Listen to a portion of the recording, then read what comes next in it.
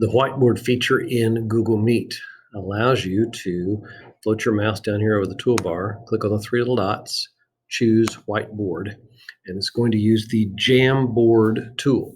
If you've already used a Jamboard in this meeting, it'll pop up down here, or you can go to your Google Drive and pick from any of your Jamboard files and choose them, or you can create a Jamboard whiteboard file from scratch. Whichever you pick, the link to that new Jamboard will be automatically inserted over here in the chat window of this meet. That link is also a sharing link that will give anybody in this meeting who clicks on the link access to your Jamboard.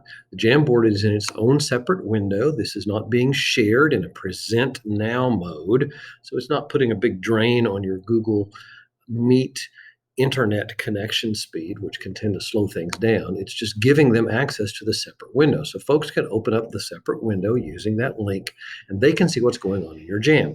And you can use tools in the jam, all the basic tools that you might need in a whiteboard, 4 different kinds of pens, eraser tools, selector tools, so you can pick things up and move them around, the sticky note tools, so you can put words and text and images, numbers, and so on onto the screen, pick them up and move them around, interact with them. You can insert pictures as well from your Google Drive or upload from your device.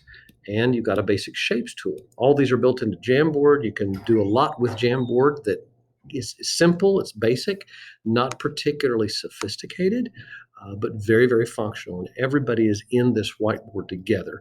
So when you interact with it, everybody's involved and can interact with this whiteboard at the same time. So that's built into Google Meet. That's how you get into it and out of it. And it's going to save it just like any other Google file right straight to your Google Drive. It's going to give it the name of your Google Meet meeting. You can go back and rename it as well back in your Google Drive after you're through with it, give everybody a copy of it, do all kinds of things with it.